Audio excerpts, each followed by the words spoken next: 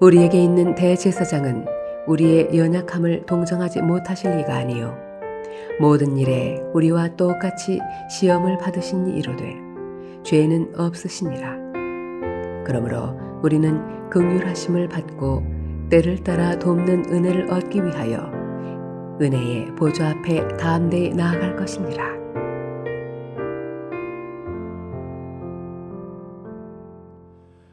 자, 누구나 살아가면서 힘이 들 때가 있죠.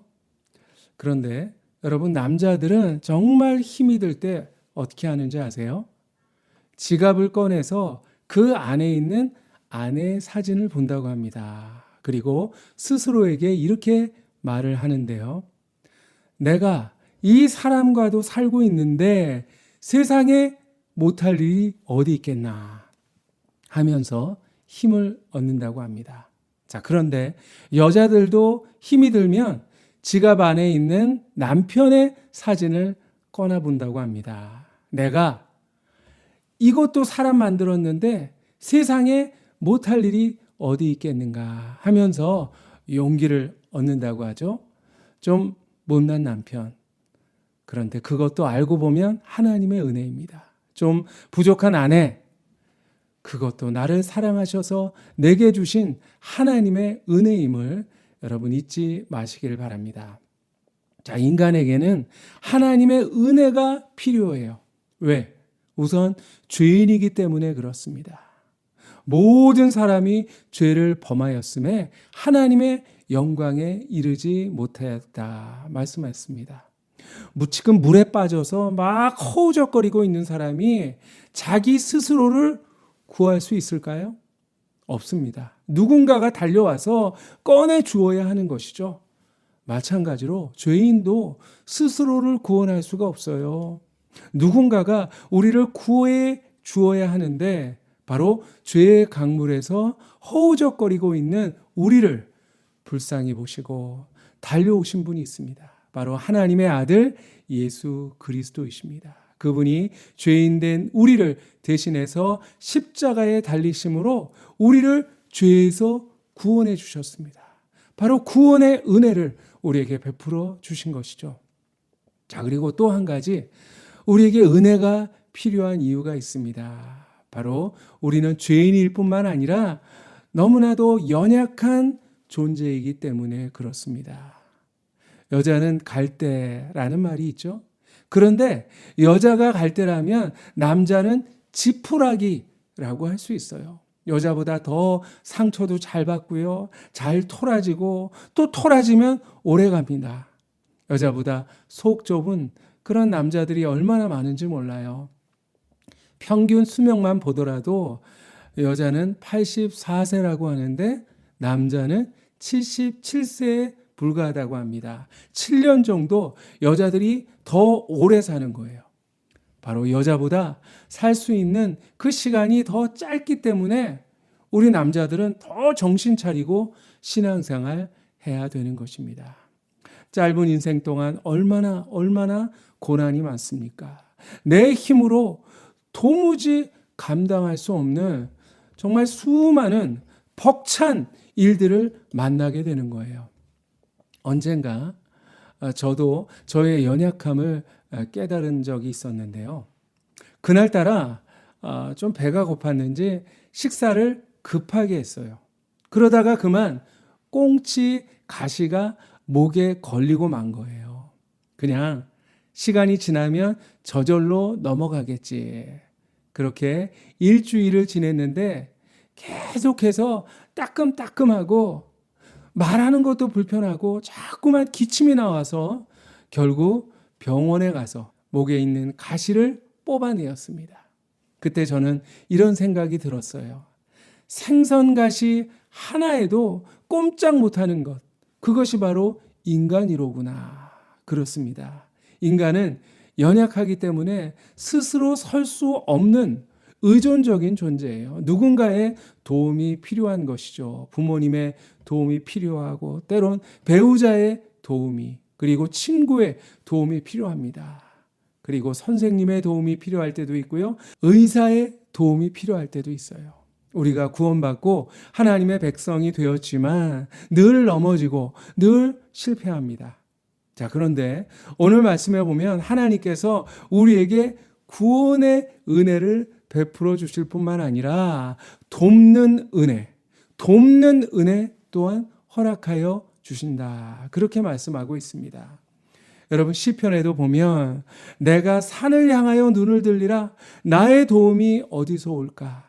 나의 도움이 천지를 지으신 여호와에게서로다. 그렇게 노래하고 있습니다. 여러분, 삶의 어려움을 만날 때마다, 그리고 자신의 연약함을 느낄 때마다 눈을 들어서 주님의 은혜를 구하시기를 바랍니다. 우리는 주님의 은혜가 없으면 살 수가 없는 존재입니다. 자, 오늘 14절 말씀 가운데 예수님께서 우리의 큰 제사장으로 오셨다. 그렇게 말씀하고 있습니다. 예수님께서 이 땅에 오신 두 가지 이유가 있는데요. 첫째는 우리를 구원하시기 위해서 오셨어요. 예수님께서 인자가 온 것은 잃어버린 자를 찾아 구원하기 위함이다 말씀하셨습니다. 여러분, 구원은 어떻게 받습니까? 믿음으로 받습니다. 히브리서 기자는 이렇게 우리에게 권면합니다. 믿는 도리를 굳게 잡을지어다. 여러분, 예수 그리스도를 믿음으로 구원의 은혜를 누리시길 바랍니다. 또한 예수님께서 이 땅에 오신 두 번째 이유는 바로 연약한 우리들을 도와주시기 위해서입니다. 오늘 15절 말씀에 예수님은 우리의 연약함을 동정하지 못하실 이가 아니요. 그렇게 말씀하고 있어요. 이 말이 무슨 뜻일까요? 못나고 나약한 우리를 동정하신다는 말일까요? 안 하신다는 말일까요? 동정하지 못하실 이가 아니요 했습니다. 여러분, 부정은 강한 긍정이에요. 우리의 연약함을 틀림없이 반드시 동정하신다. 불쌍히 여기신다. 그런 말씀입니다. 여기서 동정하다라는 말은 영어의 sympathize, 공감하다, 같이 느낀다, 그런 말이에요.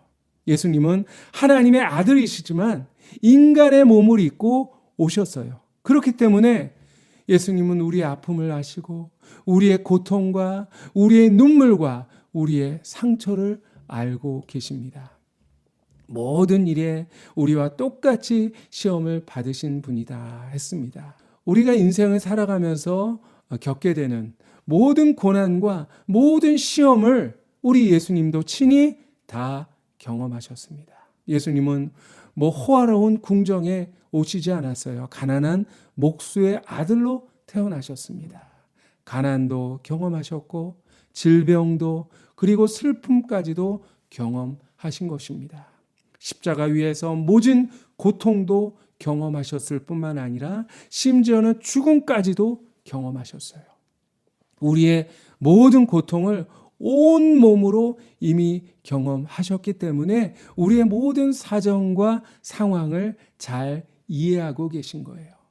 그렇기 때문에 우리를 도와주실 수가 있어요. 얼마든지 우리에게 돕는 은혜를 베풀어 주실 수가 있는 것입니다. 자, 그런데 그냥 돕는 은혜가 아니라 때를 따라 돕는 은혜를 베푸신다 말씀했습니다. 무슨 말일까요? 여러분, 무엇이든지 때가 있어요. 성경에도 보면 범사에 때가 있고 그리고 천하만사가 다 때가 있다 했습니다. 농사를 할 때도 적당한 때에 비가 와야 되죠. 아무 때나 오면 안 되는 것입니다. 배고플 때 한 조각의 빵은 정말 때에 맞는 은혜이지만 배부를 때 진수성찬, 아무 소용이 없어요. 오히려 부담이 되는 것입니다. 우리가 병들기 전에 담배도 끊고 운동도 하고 우리의 건강을 지켜야지, 한 번 건강을 잃어버리면 다시 되찾기 힘든 것입니다. 세상에서 성공하는 것도 때를 잘 분별해야 되는 것이죠. 사업을 하건 공부를 하건 결혼을 하건 가장 좋은 타이밍을 붙잡아야 잘할 수가 있어요. 그런데 여러분, 우리는 한 치 앞도 내다보지 못하는 그런 존재입니다. 언제가 가장 적절한 시기인지 알지 못해요. 그래서 수많은 시행착오를 경험하게 되죠. 어떤 목사님이 우리 인간은 인생을 끊어서 본대요. 단면만 보는 것이죠. 그래서 쉽게 불평하고 쉽게 낙심합니다. 그런데 하나님은 어떻게 보실까요? 하나님은 통으로 보세요. 우리의 삶을 종합적으로 보시는 것입니다. 그러므로 가장 적절한 시기가 언제인지, 가장 적절한 은혜가 무엇인지 다 알고 계십니다. 그리고 그것을 우리에게 베풀어 주시는 것입니다. 여호와께서 너희의 땅에 이른 비 늦은 비를 적당한 때에 내리시리니 너희가 곡식과 포도주와 기름을 얻을 것이요. 자, 이 말씀을 보면 이스라엘에는 두 종류의 비가 내렸음을 알 수가 있습니다. 첫째로 이른 비는 9월, 10월에 내리는 첫 번째 비인데요. 이 비를 통해서 건기 동안 메마르고 굳어있던 땅이 부드러워져서 농부가 씨를 뿌릴 수 있게 됩니다. 자, 이렇게 심은 씨가 이른 비의 수분을 받아서 파릇파릇 싹이 돋아나는 것이죠. 그런데 그 이후에 날씨가 추워져서 겨울 동안은 겨우겨우 생명만 보존하고 있다가 이제 봄이 오면 훈훈한 동남풍과 함께 하늘에서 만물을 녹여주는 단비가 내리게 됩니다. 이것이 바로 두 번째 늦은 비입니다. 3월, 4월에 내리는 비인데요. 이 늦은 비가 내린 후에 만물이 아주 흡족하게 수분을 공급받고 그리고 곡식이 급속히 자라서 추수를 하게 되는 것이죠. 자, 그런데 이 두 종류의 비가 바로 신앙의 원리와 비슷합니다. 예수 처음 믿고 이른 비와 같은 은혜를 받게 되죠. 그래서 믿음의 싹이 나고 구원의 확신을 가지게 됩니다. 그러나 그 이후에는 반드시 시험과 연단이 있어요. 그러나 늦은 비와 같은 은혜로 성령의 도움을 받아서 우리는 결국 신앙의 아름다운 결실을 맺게 되는 것입니다. 여러분, 이스라엘이 40년 광야 생활을 할 때 하나님께서 어떤 은혜를 베풀어 주셨습니까? 그때마다 적절한 돕는 은혜를 베풀어 주셨죠. 배가 고프다고 할 때 만나를 내려주셨고 고기가 먹고 싶다고 하니까 메추라기를 보내주셨어요. 밤에는 추우니까 불기둥으로 덮여주셨고요. 그리고 낮에는 덥다고 구름기둥으로 서늘하게 그늘을 만들어 주셨습니다. 정말 한치의 오차도 없이 아주 적재적소에 필요한 은혜를 허락해 주신 거예요. 그런데 만약 낮에 불기둥 그리고 밤에 구름기둥을 주셨다면 어떻게 됐을까요? 아마 열사병에 걸리는 사람도 있었을 것이고요.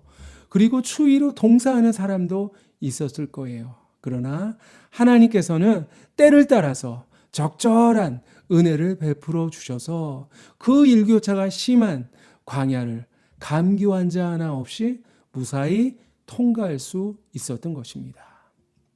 여러분, 오늘날도 주님은 우리에게 때를 따라서 돕는 은혜를 베풀어 주세요.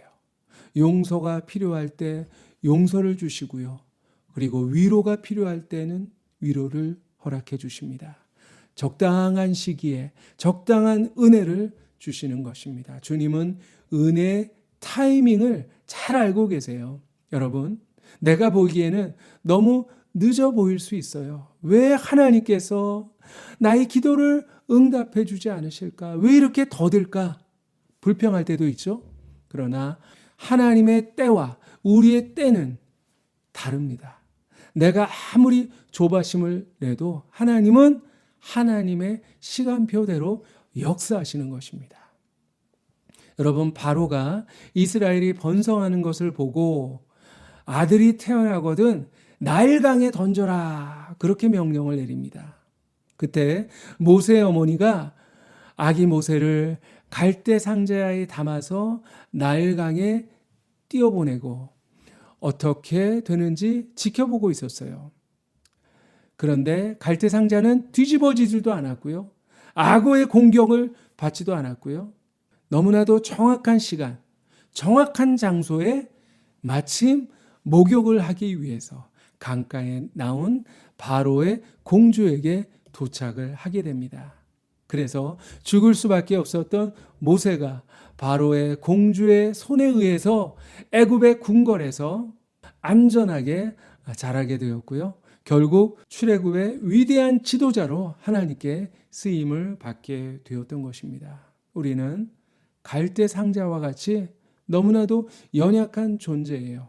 그런데 모세의 그 갈대 상자를 하나님께서 지켜주신 것처럼 저와 여러분을 때에 따라 돕는 은혜로 보호하시고 마침내 소망의 항구에 도달하게 해 주실 것입니다.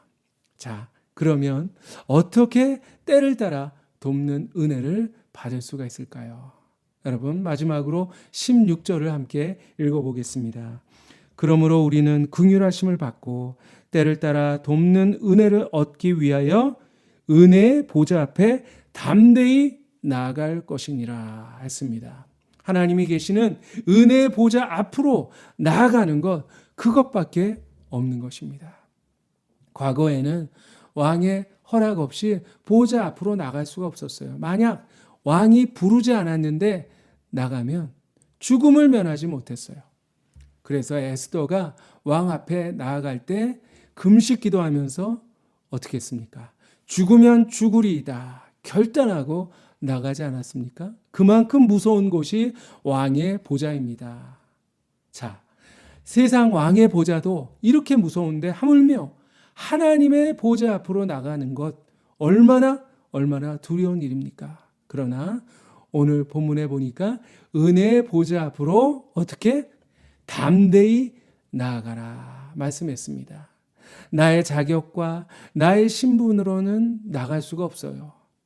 그러나 예수 그리스도의 이름으로, 예수 그리스도의 그 보혈의 공로로 주님 앞에 얼마든지 담대히 나갈 수가 있는 것입니다. 이제 누구나 예수님의 이름으로 담대히 나갈 수 있게 된 거예요. 두려워할 필요가 없습니다. 사랑하는 성도 여러분, 혹시 인생의 적신호를 만나지는 않았습니까? 너무나도 무거운 삶의 무게에 허덕이고 있지 않습니까? 내 힘과 내 지혜의 한계에 부딪히신 분은 없나요? 그렇다면 주님 앞에 나아가야 할 때입니다. 가장 어리석은 사람은 자기 힘으로 감당할 수 없는 문제를 안고 낑낑거리는 사람이에요. 여러분, 이제 주님 앞으로 나아갑시다. 주님, 저는 연약합니다. 저는 무능합니다. 주님의 도우심이 없이는 살 수가 없습니다. 은혜를 사모하면서 주님께 나아갈 때, 주님께 부르짖어 구할 때 여러분의 인생의 문이 활짝 열리게 될 줄 믿습니다. 그리고 주님께서 때를 따라 돕는 은혜를 베풀어 주실 것입니다. 우리의 모든 형편을 잘 아시는 주님께서 우리 삶 가운데 개입하시고 간섭하셔서 우리를 형통의 길로 이끌어 주실 줄 믿습니다. 기도하겠습니다. 사랑의 하나님 감사합니다. 우리를 위해서 독생자 예수님을 보내주셔서 우리를 죄에서 건져주시고 우리를 구원하여 주시니 주여 감사합니다.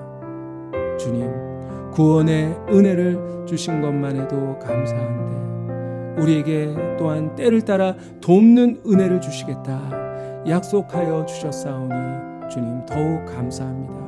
하나님, 저희들 불평하지 않고 주저앉지 않고 담대히 일어나 주님 앞으로 나아가게 하여 주시옵소서.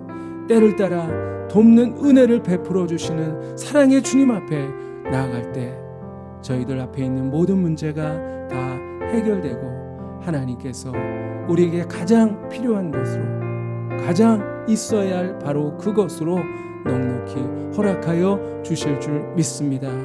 하나님, 더욱더 주님을 굳게 의지하게 하여 주시고 주님의 그 돕는 은혜의 힘으로 승리하는 우리 모두가 되게 하여 주시옵소서. 예수님 이름으로 기도하옵나이다. 아멘. 이제는 예수 그리스도의 은혜와 하나님의 사랑과 성령님의 교통하심이 때를 따라 돕는 은혜를 베풀어 주시는 주님 앞에 담대히 나아가기로 다짐하는 사랑하는 모든 주님의 백성들 머리머리 위에 이제부터 영원히 항상 함께 하시기를 간절히 축원하옵나이다. 아멘.